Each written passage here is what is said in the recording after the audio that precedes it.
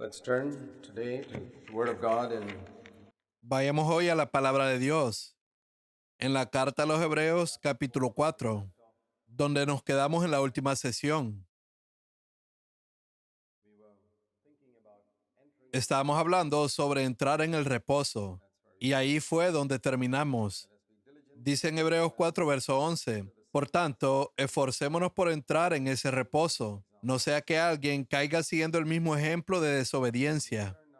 Y ahora pasemos al versículo 12 que dice, porque la palabra de Dios es viva y eficaz, y más cortante que cualquier espada de dos filos, penetra hasta la división del alma y del espíritu, de las coyunturas y los tuétanos, y es poderosa para discernir los pensamientos y las intenciones del corazón.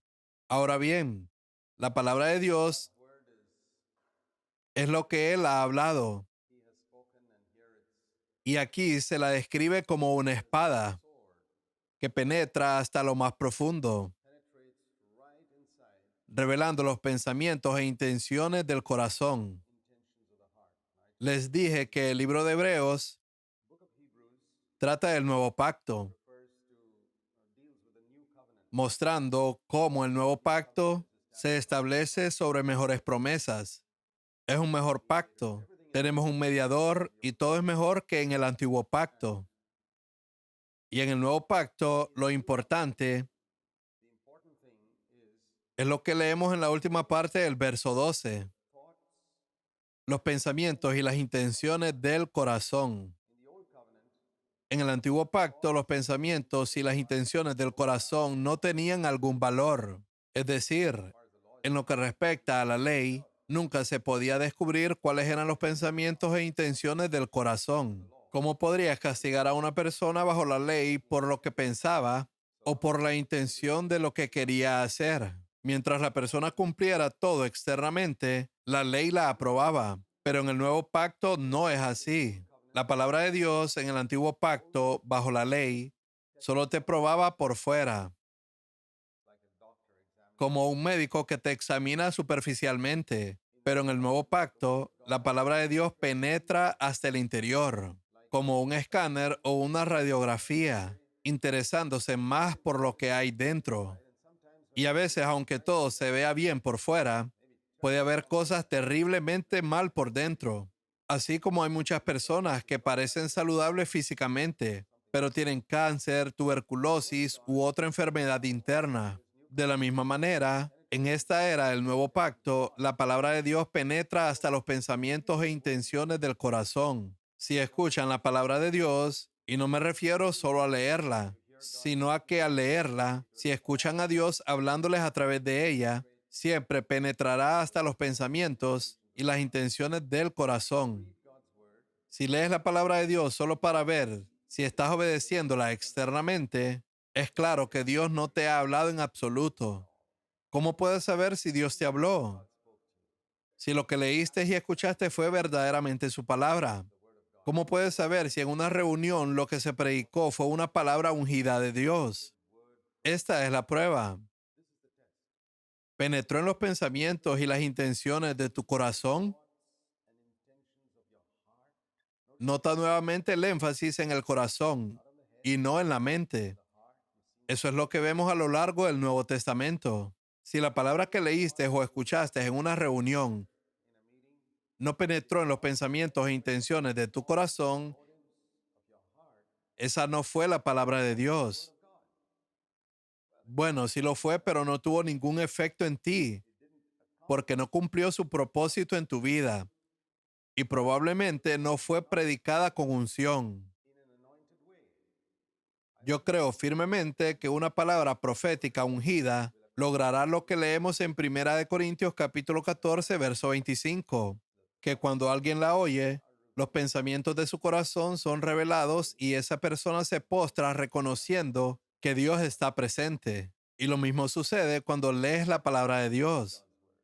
O incluso cuando en una conversación alguien comparte una palabra profética de Dios, siempre penetra hasta los pensamientos y las intenciones del corazón porque es como una espada. Y si quieres ser un siervo ungido de Dios, debes asegurarte que la espada esté afilada.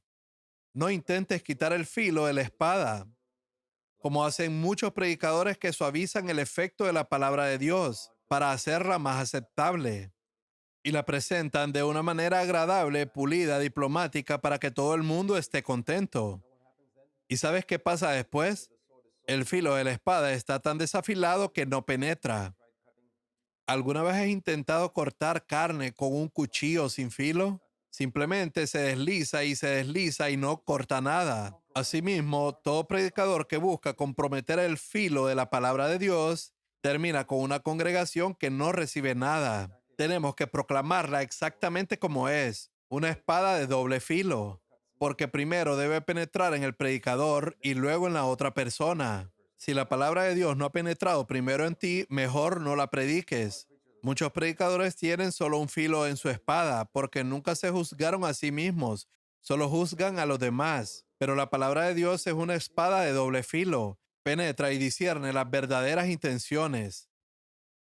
Y si vivimos nuestra vida constantemente expuestos a la palabra de Dios, ya sea cuando es predicada con unción o al leerla en la escritura, con el tiempo tendremos un corazón completamente limpio. Nos limpiaremos tan a profundo porque todo el tiempo los pensamientos y las intenciones de mi corazón están siendo expuestos. Yo creo que todo creyente debería vivir así cada día. Así como los israelitas recibían el maná diariamente, yo también debo recibir esta palabra cada día para que me revelen los pensamientos y las intenciones de mi corazón, para poder ser limpiado. Algo más que hace la palabra de Dios es dividir el alma y el espíritu. Hebreos capítulo 4, verso 12. Ahora, esto es un poco más profundo. Va más allá de solo una mala intención. Por ejemplo, si yo predicara por un motivo equivocado, lo sabría de inmediato. Pero la división entre el alma y el espíritu es algo más sutil. La división entre el alma y el espíritu se refiere a lo humano y lo divino. Bajo el antiguo pacto, las personas no podían distinguir entre el alma y el espíritu. En el antiguo pacto no existía tal cosa como una división entre el alma y el espíritu. Recuerden que el tabernáculo tenía tres partes, que el alma y el espíritu estaban representados por el lugar santo y el lugar santísimo, separados por un velo grueso.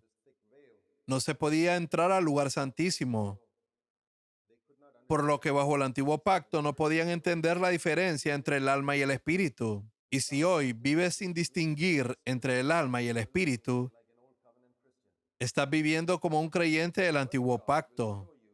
La palabra de Dios te demostrará lo que es anímico y lo que es espiritual. Gran parte del buen trabajo cristiano es anímico. Anímico significa que son ideas humanas, buenas ideas, pero vienen del alma. No son malas ni carnales, pero tampoco son espirituales. Podríamos decir que hay tres tipos de cristianos. Los cristianos carnales que viven en la carnalidad y aún disfrutan de ciertos placeres pecaminosos y aman el dinero y muchas cosas más. Luego están las personas que han ido más allá de eso, pero aún no se han vuelto espirituales. Son anímicos, piensan de una manera muy humana, son buenas personas, tienen planes para servir al Señor y evangelizar, pero todas se basan en ideas humanas, porque no conocen los caminos de Dios. Dios declara en Isaías 55, versos 8 y 9, mis caminos no son sus caminos, porque como los cielos son más altos que la tierra, así mis caminos son más altos que sus caminos. Ahora bien, nuestros caminos pueden ser buenas ideas, pero son muy humanas. Tenemos métodos humanos para intentar alcanzar a las almas perdidas o métodos humanos para servir a Dios. Algo así como cuando David transportó el arca en un carro tirado por bueyes. Parecía una muy buena idea para evitar que los levitas cargaran con el peso sobre sus hombros durante un trayecto tan largo. Pero no era la voluntad de Dios y por eso vino la muerte allí. Y cada vez que adoptamos métodos humanos en lugar de lo que Dios ha establecido en las Escrituras, encontraremos esta confusión. Puede que haya muchos resultados externos, pero la gloria de Dios estará ausente. Recuerda que Moisés edificó el tabernáculo exactamente como Dios le indicó. No lo edificó basándose en lo que había aprendido en las academias de Egipto, donde construyeron pirámides gigantes. Este tabernáculo era una estructura muy simple y Moisés tuvo que renunciar a su entendimiento humano para construir la casa de Dios. Él pensaba que la casa de Dios debía ser grandiosa, pero tuvo que renunciar a esa idea.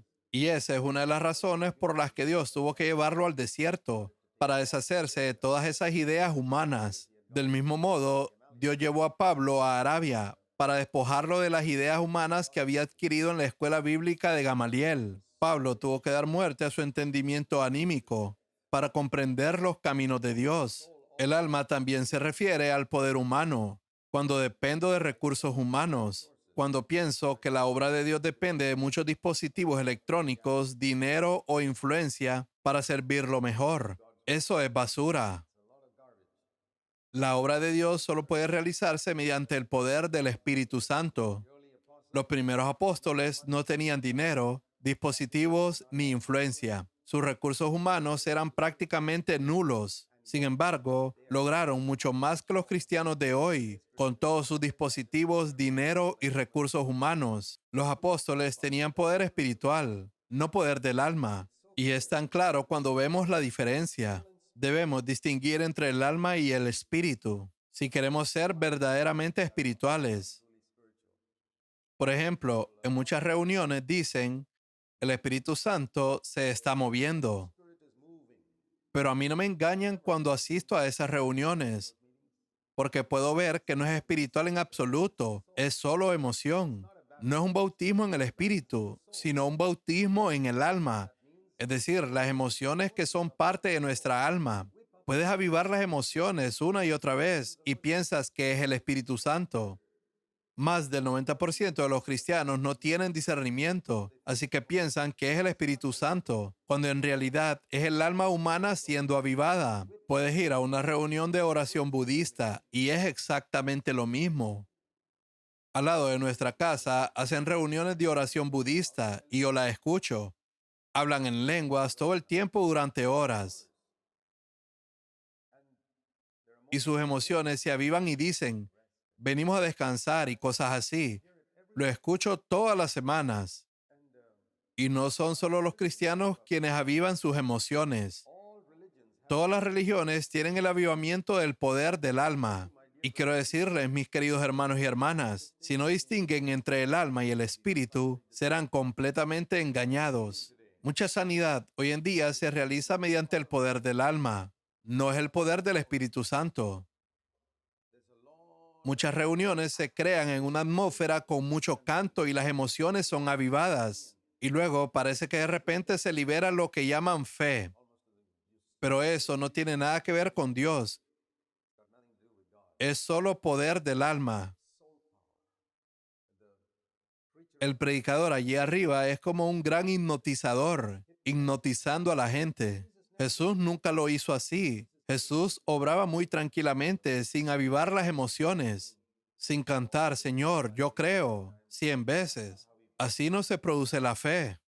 Esto es muy importante, no solo para que no seas engañado, porque si no entiendes esto, lo imitarás pensando que esta es la manera de servir a Dios y terminarás produciendo el mismo poder del alma en muchos lugares y confundirás a muchas otras personas. Permite que la palabra de Dios te muestre qué es humano y qué es divino.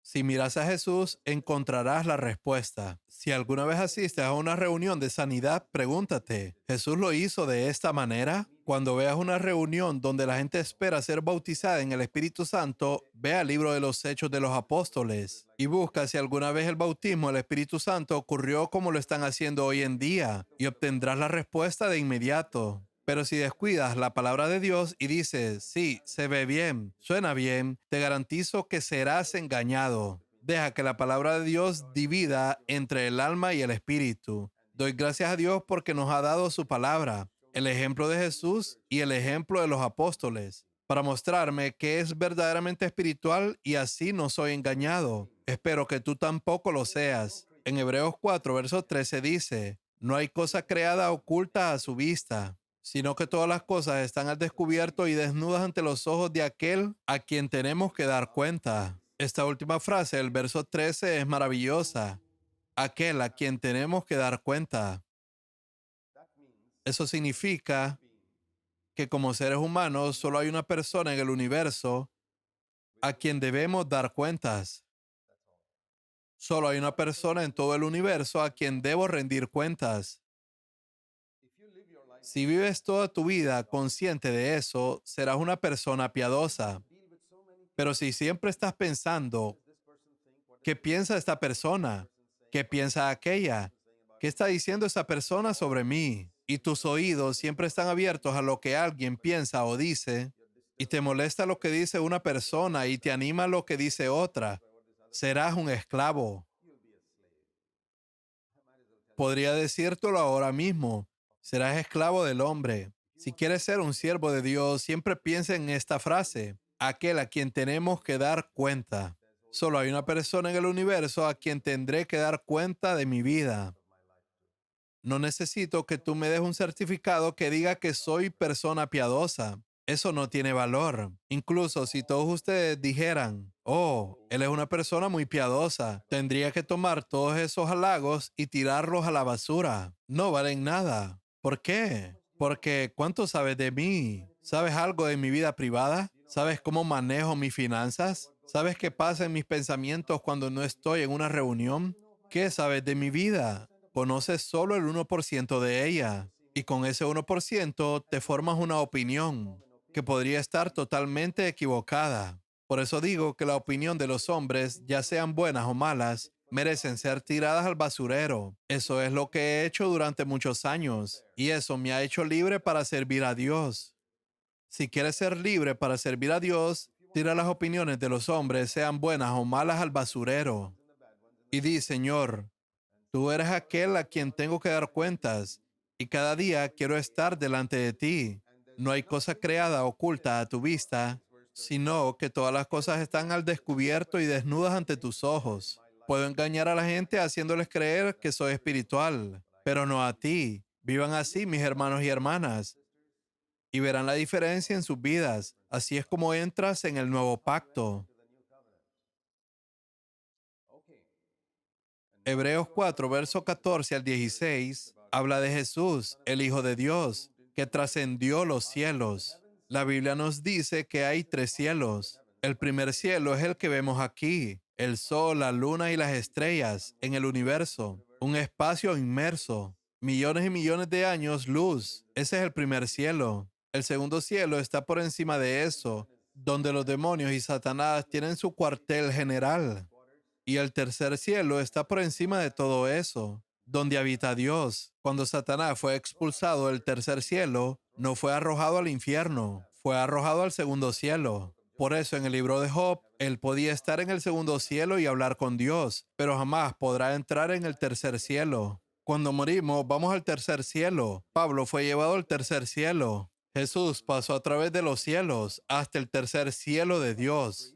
En Hebreos 4, verso 15, se nos dice que Jesús, como nuestro sumo sacerdote, puede compadecerse de nuestras debilidades. Estoy seguro de que Dios puede compadecerse de nosotros y podría haberse compadecido de nosotros, incluso si nunca hubiese sido hecho hombre. Así como nosotros podemos compadecernos de una persona que pasa por una dificultad, aunque no hayamos pasado por lo mismo. Por ejemplo, una madre que ha perdido a su único hijo.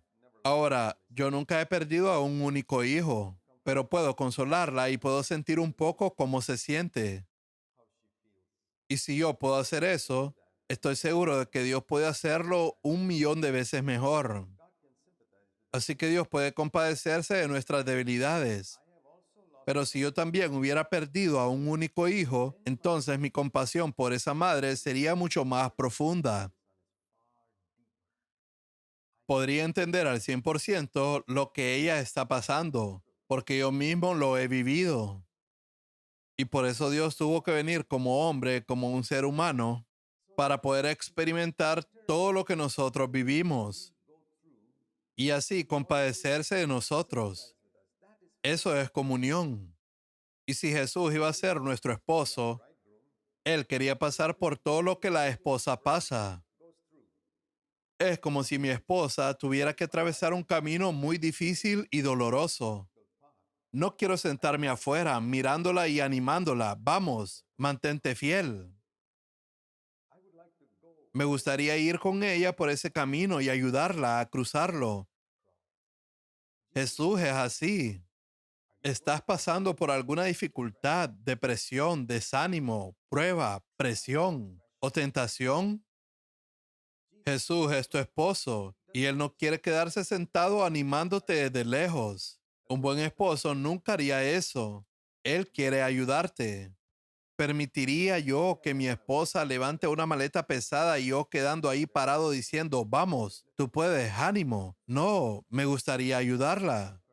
Y debes recordar que Jesús también quiere hacer eso contigo. Nunca pienses que Él está tan lejos, que tú tienes que cargar este peso tan grande mientras Él solo te anima. No, Él viene y me ayuda. Él mismo ha pasado por ello.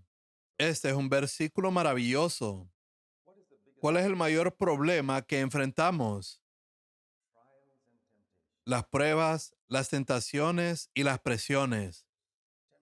La tentación es el mayor problema al que se enfrentan los que desean santidad en su vida. Algunos de nosotros podríamos pensar que nuestras dificultades financieras son nuestro mayor problema, pero no lo son. Lo que llamamos dificultades financieras se debe a que nos comparamos con otra persona. Por ejemplo, podrías decir, esa hermana tiene 20 vestidos, pero yo solo tengo 6.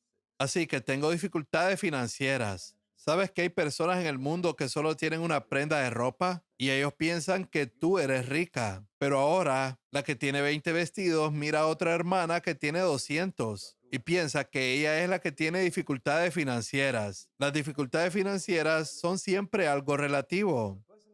Una persona que desea la santidad en su vida comprende que su mayor problema no es tener poca ropa o comida sencilla. Eso no es nada. ¿Qué importa? Si tengo 2 prendas de ropa es suficiente. Puedo lavar una y usar la otra. Y si mi comida es solo la necesaria para mantenerme con vida en esta tierra, está bien. El mayor problema que enfrenta una persona que busca la piedad no es ninguna de estas cosas, es la tentación. Señor, ¿cómo puedo ser puro? ¿Cómo puedo ser santo? Ninguna de estas cosas importan. Recuerdo haber leído un testimonio de un hermano que se estaba preparando para ser misionero y él no tenía dinero para comprar pasta de dientes. Y dijo, descubrí que puedo cepillarme solo con un cepillo, sin pasta de dientes. ¿Quién dijo que necesito pasta dental? Puedes usar jabón para limpiarte los dientes. ¿Ves? Estas no son las cosas esenciales de la vida. Un hombre que busca la piedad nunca se preocupará porque no puede comprar pasta dental. ¿Sabes cuántas personas en la India viven sin pasta dental?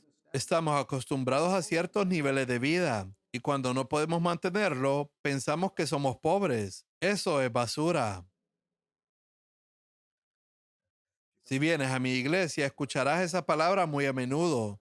Yo creo que todo esto es basura. Un hombre que busca la piedad nunca se preocupará porque no tiene pasta dental o porque no tiene un cepillo de dientes. Él puede cepillarse con los dedos, como hace la mayoría de la gente en la India. La mayoría de la gente en la India, de hecho, se lavan los dientes solo con los dedos y un poco de sal o polvo de carbón. O a veces no usan nada, así como los monos que utilizan las fibras de cáscara de coco para limpiarse los dientes. Mi punto es este. Una persona que busca la piedad se preocupa porque no puede vencer el pecado. Esa es su mayor carga.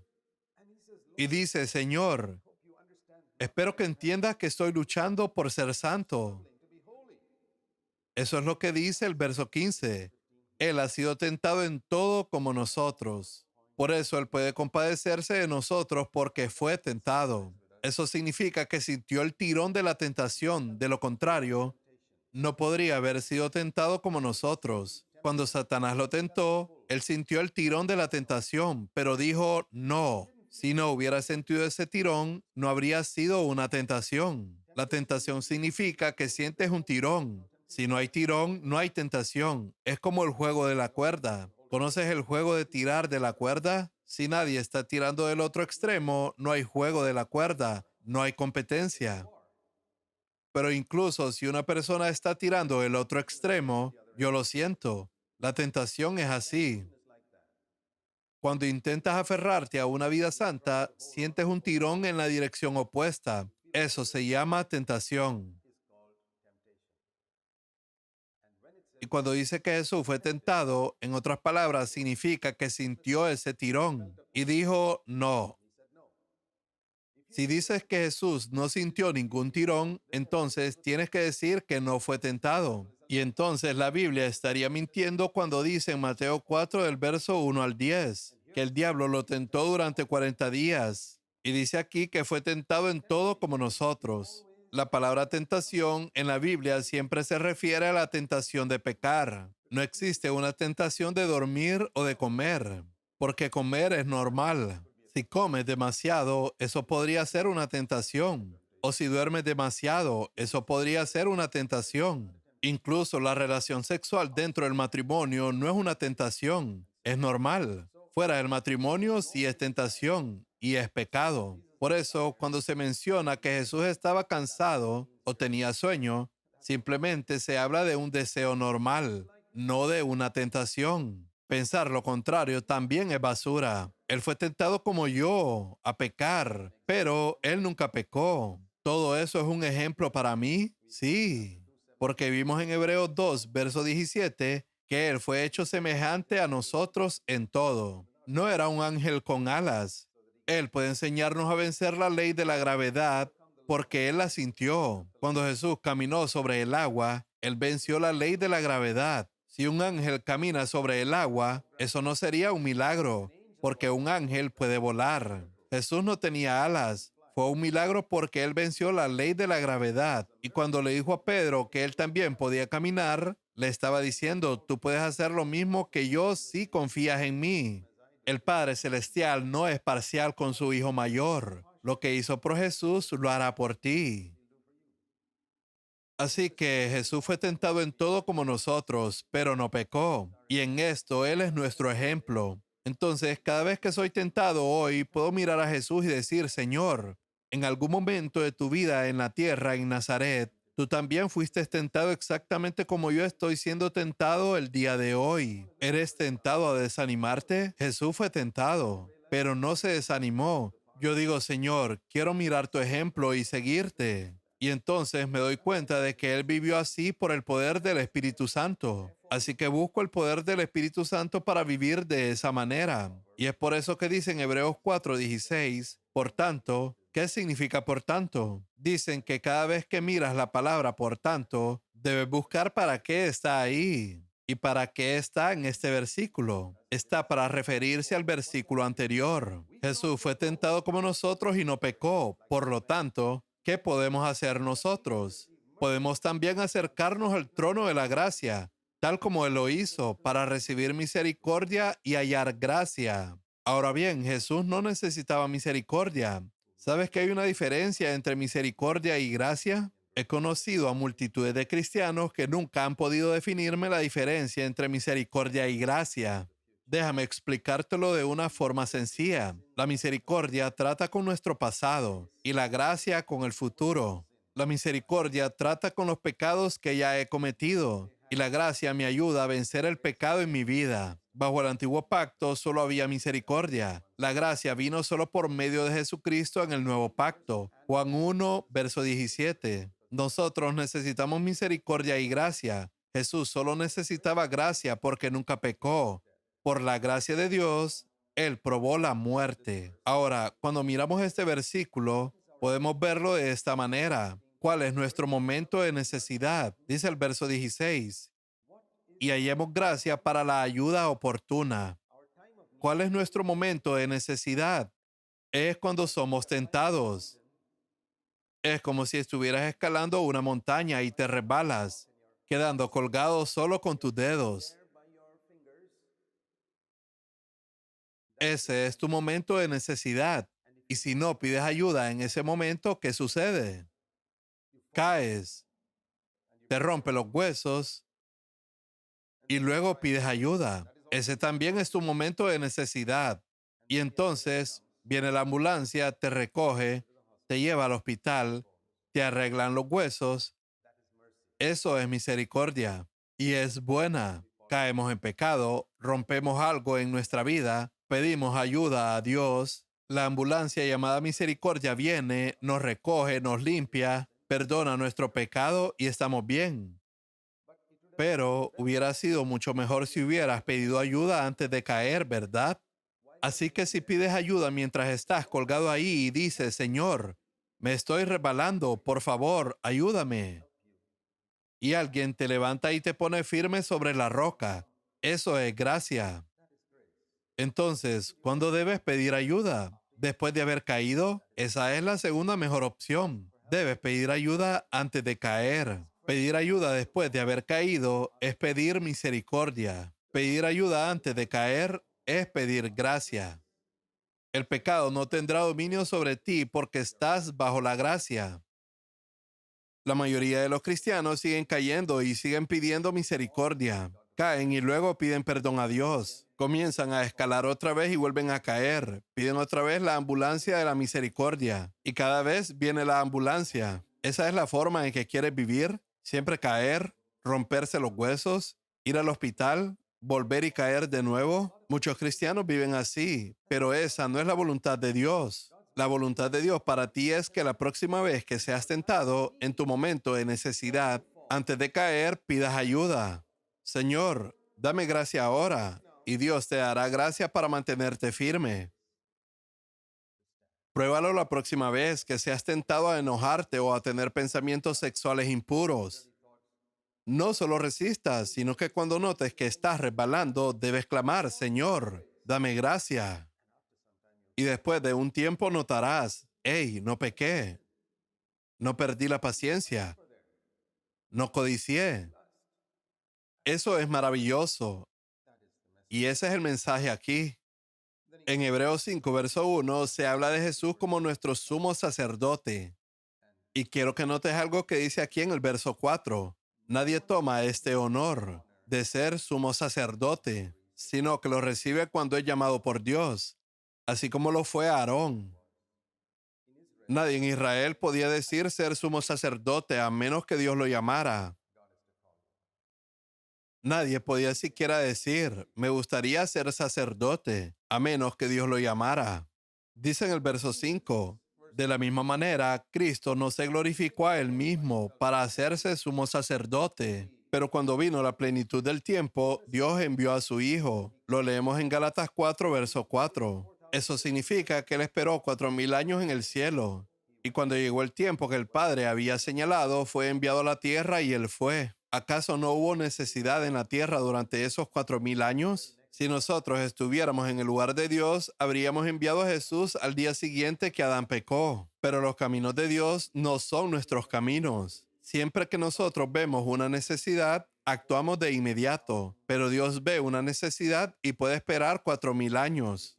Incluso después de que Jesús vino a la tierra con tanta necesidad en el mundo, Él se sentó a hacer sillas, bancos y mesas por 30 años. Jesús nunca fue movido solo por la necesidad. Él veía la necesidad, iba ante el Padre y el Padre decía, espera. Regresó, vio la necesidad, fue ante el Padre dijo, espera. Esperó 4,000 años en el cielo, 30 años en Nazaret, y entonces el Padre dijo, ve. Y en 3 años hizo más de lo que nosotros podríamos hacer en 3,000 años, corriendo de un lugar a otro, tratando de suplir las necesidades. Jesús pudo decir, he terminado la obra. Hoy hay muchos que no pueden decir eso al final de su vida, porque actuaron según la necesidad y no según el llamado de Dios. Quiero decirte algo que aprendí muy temprano en mi vida. Mirar la necesidad es importante. Alcen sus ojos y vean los campos. Pero no hay que dejarse mover por la necesidad, sino por el llamado de Dios. Nadie puede atribuirse este honor. No puedo decir, Señor, me gustaría ir y hacer eso.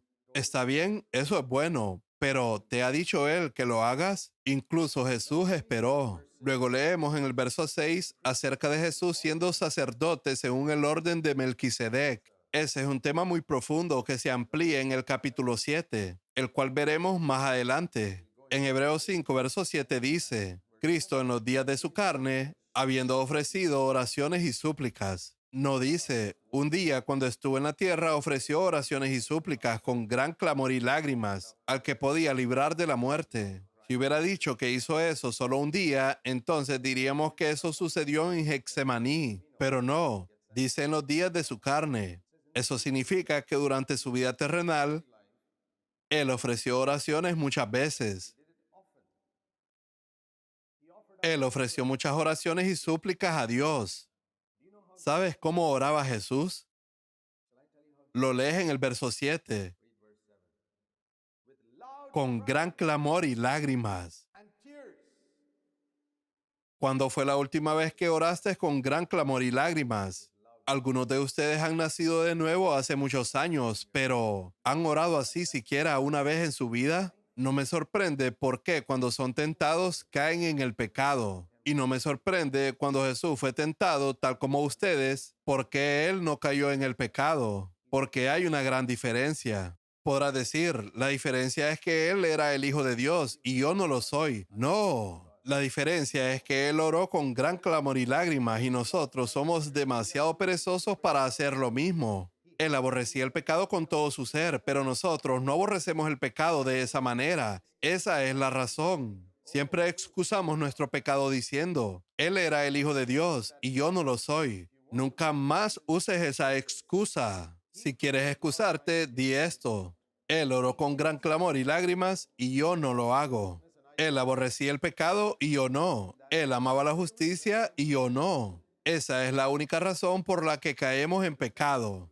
Leemos eso en Hebreos 5, verso 7. Él oraba con gran clamor y lágrimas. Por eso se retiraba a lugares solitarios, porque no quería molestar a otras personas. Y a veces para nosotros que vivimos en las ciudades, es muy difícil ir a lugares solitarios porque no encontramos lugares desiertos cerca.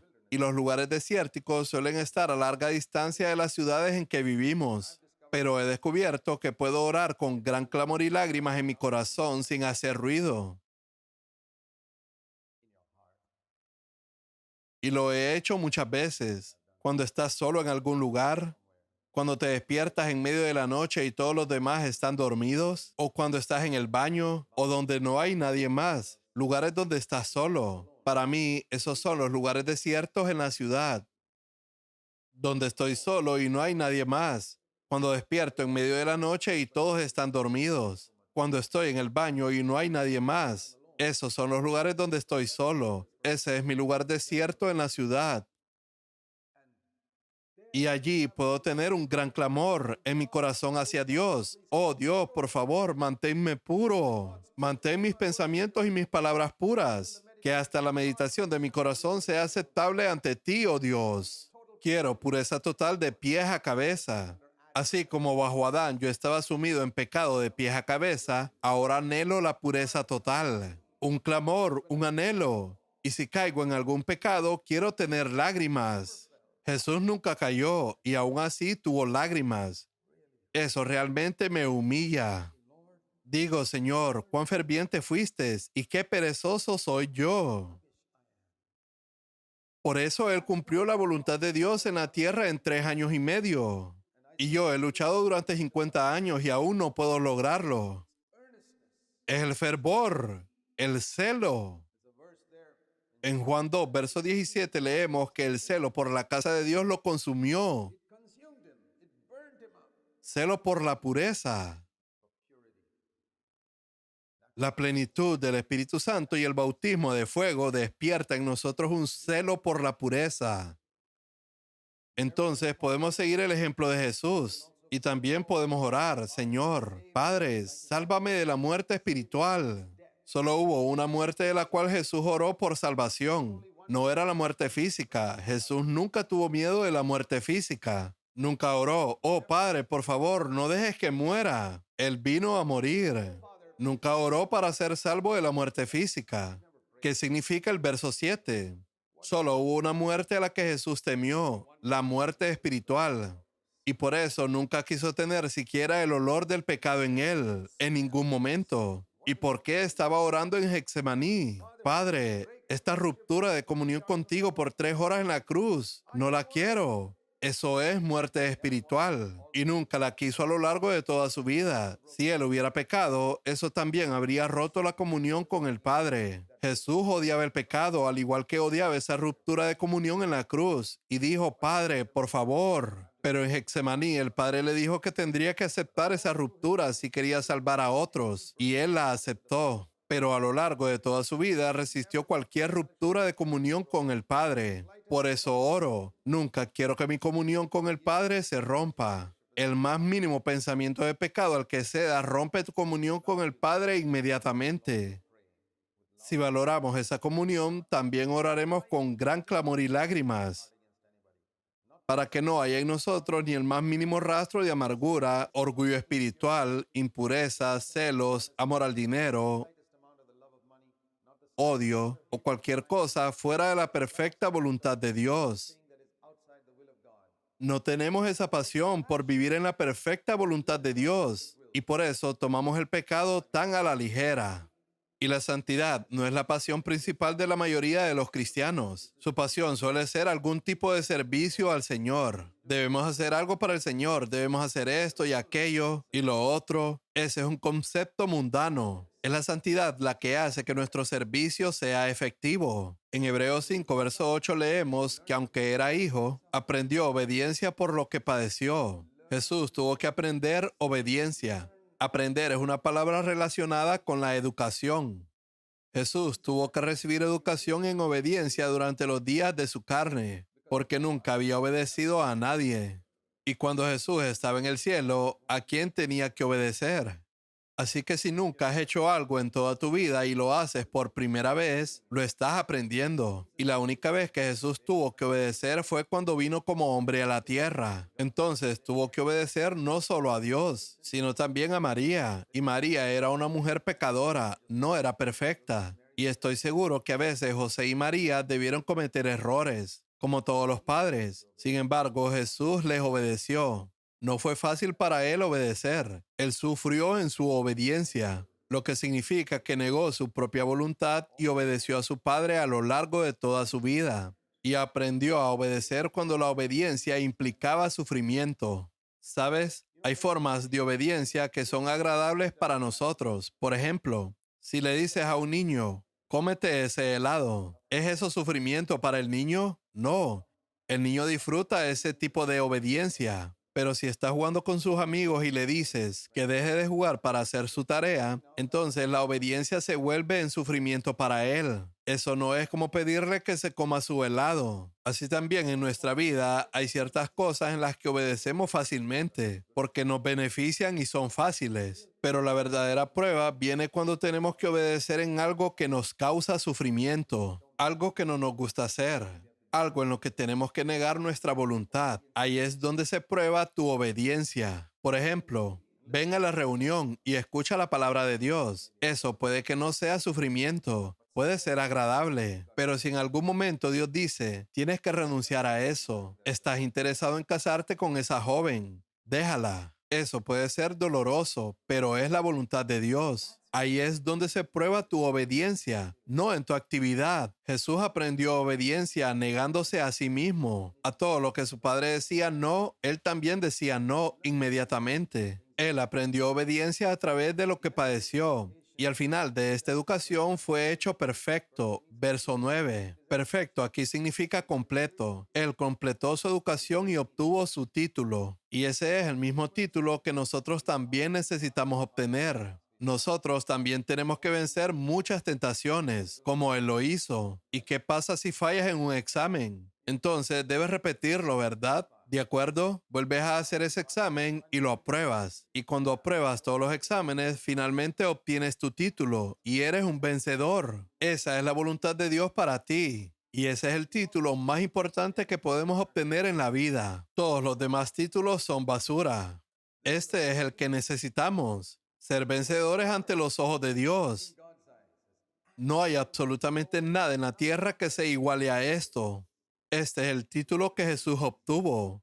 Fue tentado, en la tentación clamó por ayuda, recibió esa ayuda y venció. Cuando Jesús dice, síganme, nos está pidiendo que hagamos lo que Él hizo como nuestro capitán. Nunca nos pedirá enfrentar una tentación que Él mismo no enfrentó. Entonces, acerquémonos con confianza al trono de la gracia para recibir la ayuda que necesitamos para completar nuestra educación. Si debemos sufrir, sufriremos, pero estamos decididos a aprender obediencia. En Hebreos 5, verso 9 leemos: y habiendo sido hecho perfecto, vino a ser fuente de eterna salvación para todos los que le obedecen. Eso significa que ahora Jesús se ha convertido en un profesor en esta universidad de la obediencia. ¿Cuántos de ustedes quieren unirse a la universidad de la obediencia? Esa es la universidad más importante a la que puedes unirte. ¿Sabes quién es el profesor allí? Jesucristo. ¿Y sabes cómo se convirtió en el profesor? Él mismo pasó por la misma universidad, pasó desde el nivel más bajo hasta el más alto y obedeció en todo. ¿Cómo empiezas a enseñar a otras personas? Nosotros, como siervos de Dios, estamos llamados a ser profesores asistentes en esta misma universidad de obediencia. Pero si seguimos fallando en nuestros exámenes, ¿cómo podemos enseñar en esta universidad? Obtuviste un título en otro lugar. Aquí no sirve de nada. Lo que necesitas aquí es una calificación de esta universidad de la obediencia. Y cuanto más hayas obedecido, más podrás guiar a otras personas a la obediencia. Ese es el verdadero ministerio cristiano. Verso 9. Y habiendo sido hecho perfecto, vino a ser fuente de eterna salvación para todos los que le obedecen. Esta salvación eterna no se refiere a la salvación del castigo del pecado, sino a la salvación del poder del pecado en la vida diaria. Verso 10. Siendo constituido por Dios como sumo sacerdote según el orden de Melquisedec. Melquisedec fue un hombre en el Antiguo Testamento que cuando Dios le dijo, haz esto, él lo obedeció, aunque no lo entendiera. Génesis capítulo 14. Por cierto, ¿qué les está pareciendo lo que les estoy diciendo? Miren Hebreos 5, verso 11. Acerca de esto tenemos mucho que decir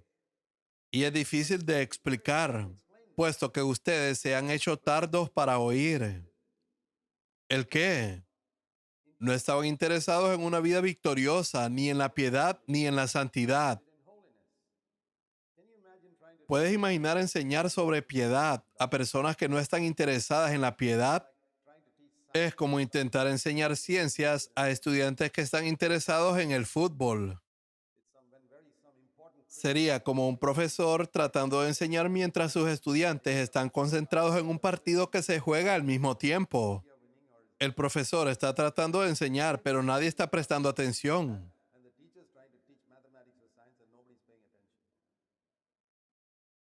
Así es como son muchos creyentes. Es muy difícil explicarles estas cosas porque están interesados en muchas otras cosas. Tal vez estés interesado en el ministerio, en construir una casa o en casarte con alguien. No hay nada malo en estas cosas. Pero te digo que si no estás interesado en la piedad y no es tu pasión principal, es muy difícil explicarte estas cosas.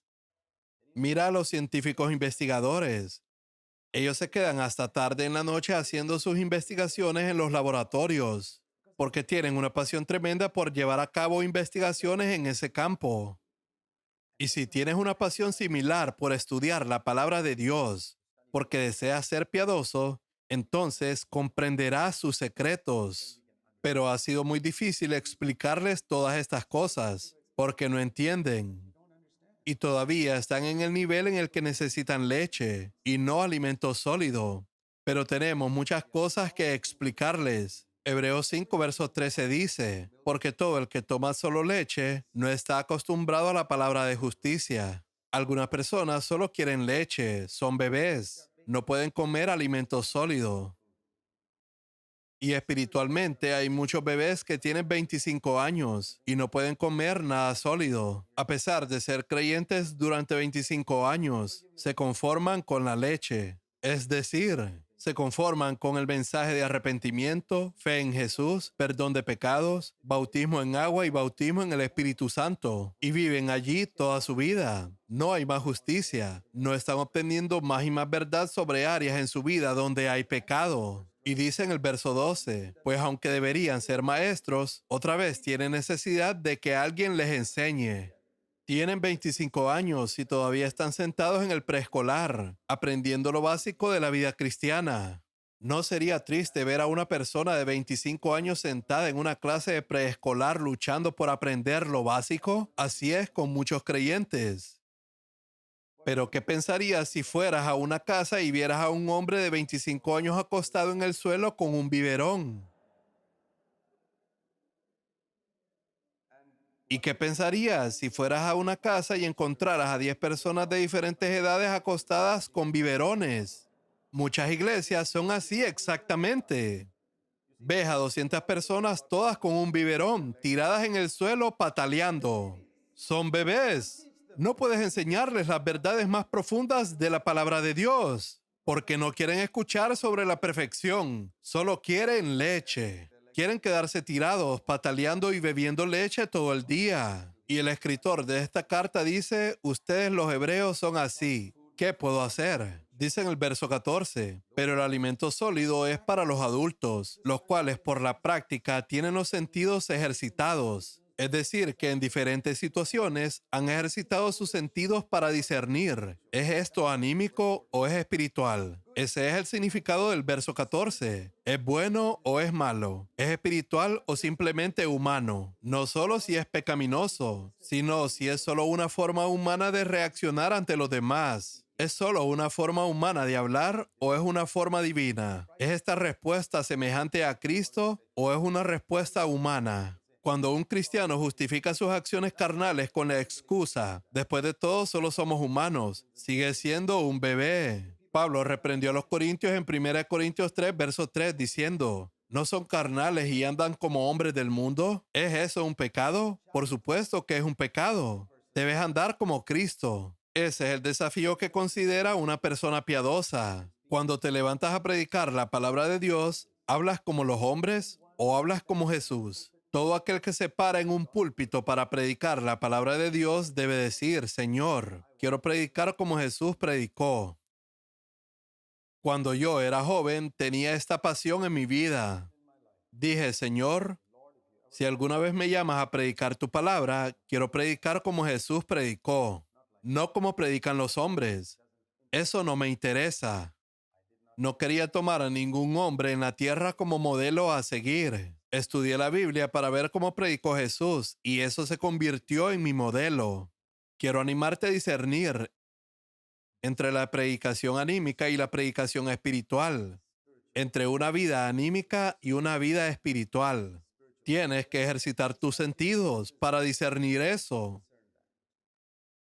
En el capítulo 6, versos 1 al 3, el autor continúa hablando sobre la leche y la carne, pero usa un ejemplo diferente. La leche y la carne son un tipo de ejemplo. La leche para los bebés y la carne para los que son maduros. Otro ejemplo es el que hemos usado antes, el fundamento y la superestructura. El fundamento para los que son bebés y la superestructura para los que son maduros. Y dice, dejando las enseñanzas elementales, esa es otra forma en que lo expresa. Aquí usa 3 ejemplos. Uno es la leche, la carne, y el otro es la enseñanza elemental y la enseñanza madura, madurez, es decir, educación preescolar y educación universitaria. Ambas son educación, pero en niveles diferentes. Leche y carne, educación preescolar, educación universitaria. El otro ejemplo que usa en Hebreos 6.1 es el fundamento y superestructura. Todos estos ejemplos buscan diferenciar a los cristianos inmaduros con los cristianos maduros. Y la diferencia es que en el momento de la tentación, tú disiernes. ¿Es esta una respuesta semejante a Cristo o una respuesta humana? No te preguntes cómo se comportan otros creyentes, porque la mayoría se comportan de una manera humana. Por ejemplo, si estás sentado con otros y haces un chiste que lastima a alguien, pregúntate a ti mismo si Jesús alguna vez haría un chiste así. Y si nunca te haces esa pregunta, siempre serás un bebé. Si pasas tu vida y al final de cada día no te preguntas, ¿me comporté hoy como Jesús? ¿O cuáles fueron las áreas en las que hoy no me comporté como Jesús? ¿No hablé como Él? ¿No pensé como Él? ¿No actué como Él? ¿No me interesé en las cosas que a Él le interesaban? Si nunca te examinas a ti mismo a la verdad de Cristo, nunca podrás discernir qué es anímico y qué es espiritual. Y entonces siempre estarás en el fundamento, permanecerás en el preescolar y siempre estarás bebiendo leche. Pero si te comparas con Jesús, el profesor en esta universidad de obediencia, y te tomas en serio tu educación en la vida cristiana, avanzarás hacia la madurez. Como dice la Escritura, avancemos hacia la madurez. Es como tener que escalar una montaña de 30,000 pies para llegar a ser completamente como Jesús. Ahora mismo estoy al pie de la montaña, pero voy a seguir avanzando. No me importa cuánto tiempo me tome, llegaré a la cima. Entonces, ¿qué es el fundamento? ¿Qué es la leche? ¿Qué es el preescolar? Aquí está el arrepentimiento. El arrepentimiento es una enseñanza básica del cristianismo. Es la leche. Arrepentimiento no solo del pecado, sino de las obras muertas. Las obras muertas son obras buenas, pero son realizadas con una intención equivocada. Bajo el antiguo pacto solo existían obras buenas y obras malas. En el nuevo pacto tenemos buenas obras, malas obras y obras muertas. Las obras muertas son obras buenas hechas con una mala intención. Por ejemplo, predicar la palabra de Dios es algo muy bueno, pero si alguien predica por honor o por dinero, es una obra muerta. Hago algo para Dios, pero lo hago de mala gana. Doy dinero a Dios, pero me siento infeliz por tener que dar tanto. Dar dinero a Dios era algo bueno, pero fue una obra muerta porque lo diste sin alegría. Hay muchos ejemplos como este. Todo lo que hacemos sin fe y sin gozo es una obra muerta. La primera enseñanza básica del cristianismo es arrepentirse del pecado y arrepentirse de las obras muertas. La segunda enseñanza es la fe, creer en Jesús. Luego, los dos bautismos, el bautismo en agua y el bautismo en el Espíritu Santo. Bautismo significa inmersión. El bautismo en agua y el bautismo en el Espíritu Santo son enseñanzas elementales. Imposición de manos, dones espirituales y sanidades son enseñanzas básicas. La resurrección, Jesús vendrá de nuevo, seremos resucitados de entre los muertos, son enseñanzas básicas. Juicio eterno, seremos juzgados, iremos al cielo o al infierno. Todas estas son enseñanzas básicas del cristianismo. Las personas que están interesadas solamente en estas cosas todavía están en el nivel básico del cristianismo. Dejando todo esto, avancemos hacia la perfección para llegar a ser como Jesús en cada área de nuestras vidas. Y esto lo haremos si Dios lo permite. Oremos.